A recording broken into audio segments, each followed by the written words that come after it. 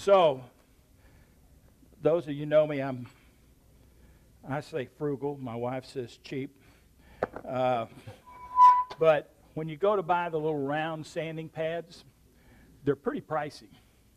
So what I've done is I buy rolls of Velcro back sandpaper from Kingsport, various grits.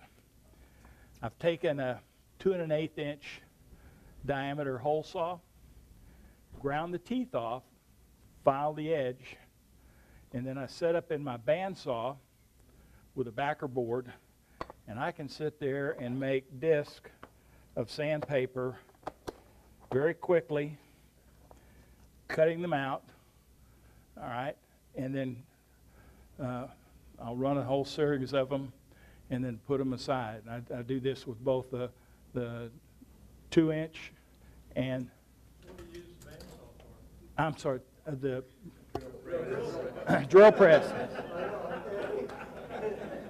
I've been working on the bandsaw. It's really hard to turn, but if you get a jig, it's so leave it to Glenn. Do you have to sharpen it? I do. I just take and put it on a drill, and then take it to my grinding wheel, and then the first thing I do is I grind it to grind the teeth off, so that it's just a smooth edge all around, and then I'll take a hone and I'll hone the inside and the outside so it's sharp, and it cuts very, very quick, very easy. When you have it set up on the drill press with a backer, you just feed it, and when you get enough, then you load up and go to another roll. You do one strip at a time, Sam? One strip at a time. Okay. So you don't layer it up, stack it up, and do all that? No, it's. I just find it's just quicker because I'll make a half a dozen of each at a time, because I'll go through all of the grits, and it's pretty quick doing it that way. And one suggestion, do not use Lexan or anything like that as your backer board, because that will get hot and then Stick. And we had a drill press at IBM that was trash, that actually bent the spindle and through of course the technician was running it too fast. But maybe the lever out of it. Well, again, if I preface, I'm cheap, so I use scrap bits of plywood that I've got left over. Which way do you cut? Velcro side or I cut the Velcro side up so that the grit is on the bottom to hold. Did you try that with any of the dense type sandpaper or sandpaper? No. Like I said, I tend to use the Velcro back or hook and loop type, and I've had that for several years, and so I hadn't used it up yet. The other one that I have is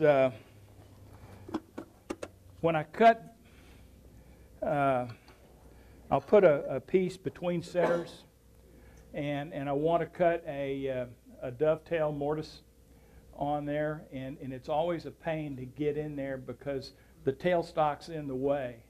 So I took a scraper and angled it at 45 degrees across the face, came in and put my dovetail on the side, and then so I can sit there with it spinning between centers, and I can come in at an angle, and I can cut my dovetail mortise in the piece that I've got, and then flip it around, and I continue the work once I've got it mounted on the chuck. do you present the tool on the end or to the side? Well, at an end, coming in from the end, I'll come in from the end at a 45-degree angle, so it stays out of the way of the tailstock as I'm coming in, and I just size the mortise that I need, and then the depth. I've got my depth already set on the piece, and the angle that matches the jaws on the chuck. So I Yes? comment. You can grind those so that you can do the internal dovetail also, same way. That is an internal. That is for an internal. I thought you were doing external, I'm sorry. Yeah, for its mortise.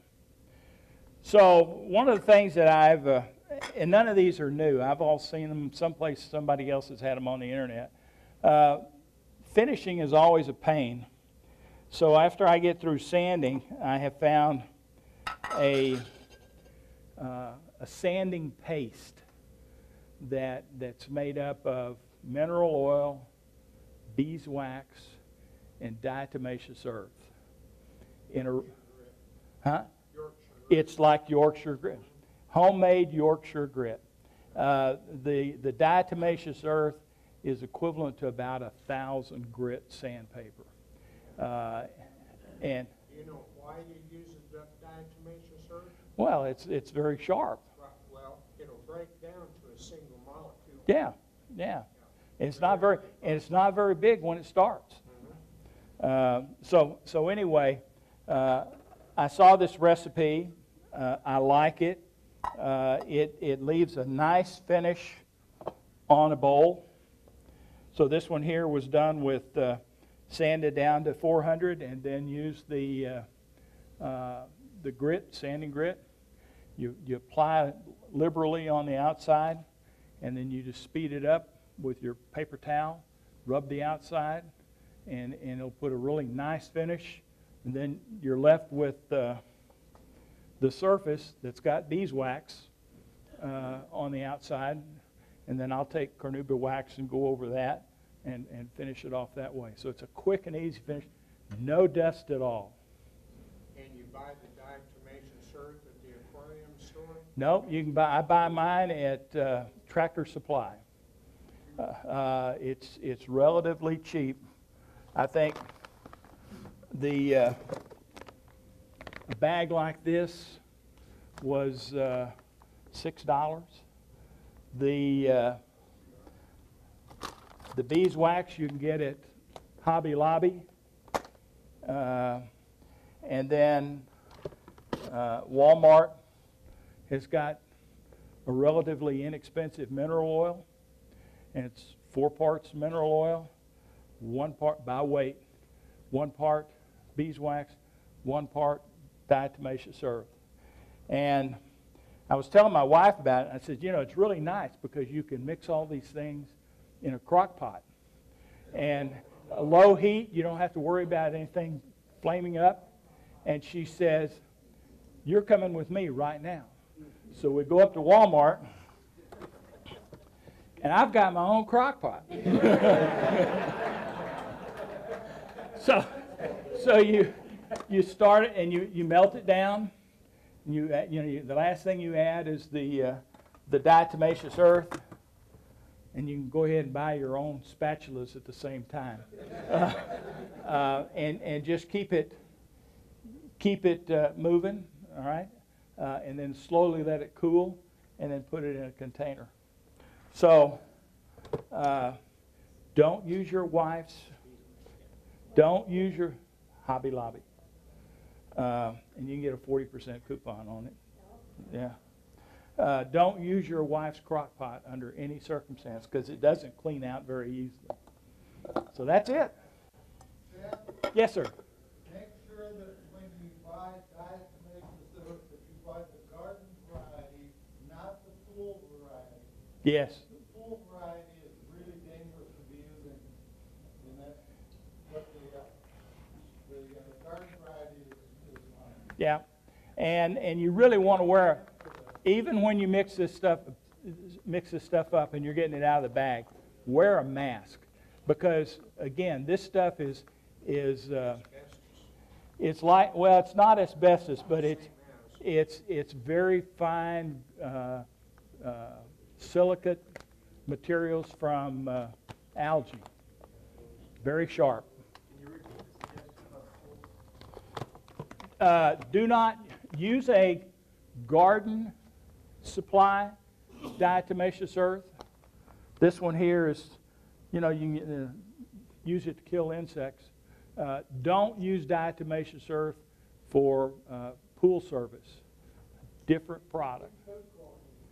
Yeah, well, you can get food quality, or you can get the insecticide.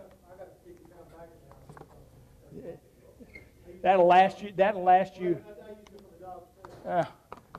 you forever making powder. That's it.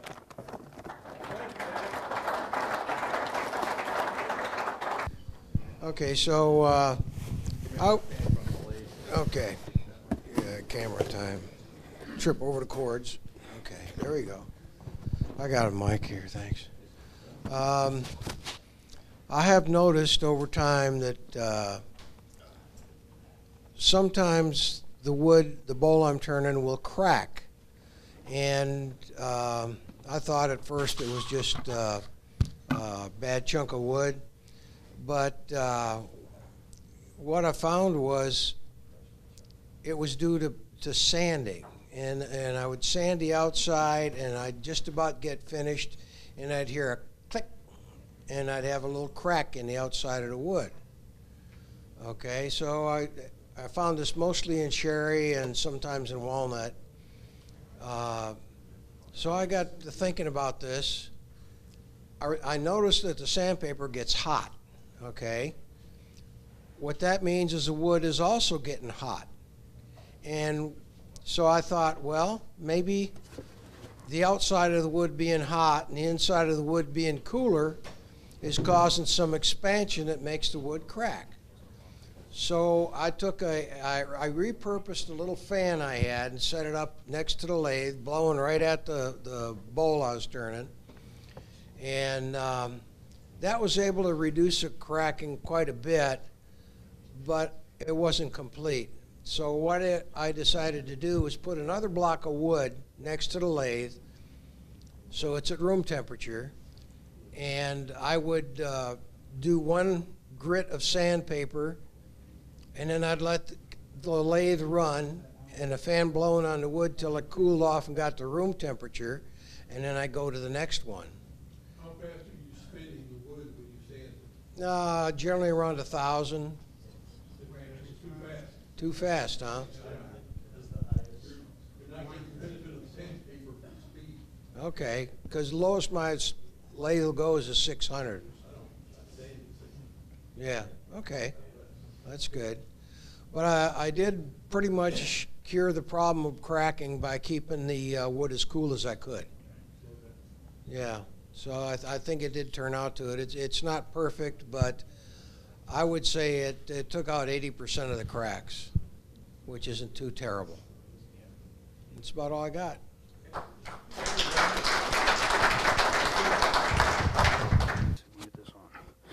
Okay, how many segmented turners we got in here? Everybody knows that in order to get, I've done a few segmented turnings with the chop saw and got real frustrated with trying to get all the segments to close. So went to the websites, looked at YouTubes, and looked at Jerry Bennett and his wedge sled, and kind of mimicked that with a wedge sled.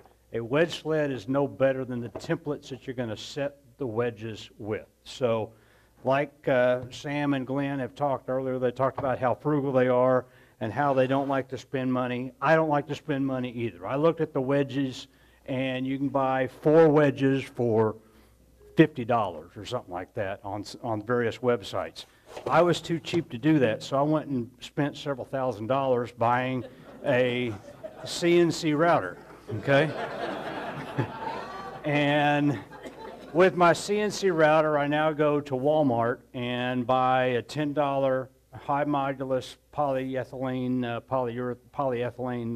cutting board. Costs about $10, and I've got 8 different size templates already programmed, plus a center guide for the guide rail, and I'm selling these to kind of offset the price of the CNC router I bought. My wife has been very nice. She says, if you buy one more tool, I'm gonna leave you. I'm sure gonna miss her. Another thing I've done with this is I've started, another guy I'm working with, we started making some Longworth chucks, okay? This is not a Longworth chuck that I'm going to put on my headstock and turn, okay? This is, if you go to YouTube and look up the Stomper, this is the Stomper. This is half of the Stomper. It is a Longworth chuck. It has a piston, it's actually just a sprinkler head that you put your bowl on top, you put your ring down that you've glued up, you latch it with the Longworth chuck, and now you bring down and you center your bowl on the previous ring. So it centers ring to ring to ring, okay? Couple ads that I put on it. I put notches on the tips. So my plan is to rubber band one tip to the next tip so I get a spring locking mechanism on it. The other thing I plan to do with this is be able to put it on a cone or on the center, and if you want to turn your bowl and you don't want to do your buildup of your bowl off tool, you want to do it on the lathe, this will help you, again, put your rings in here, lock the Longworth chuck, and ram the live center against your part, okay? Now, I really have been married to the same woman for 39 years. Next year, I've got to plan something special. 20, I took her to China. I think next year I'm going to go back and get her, okay?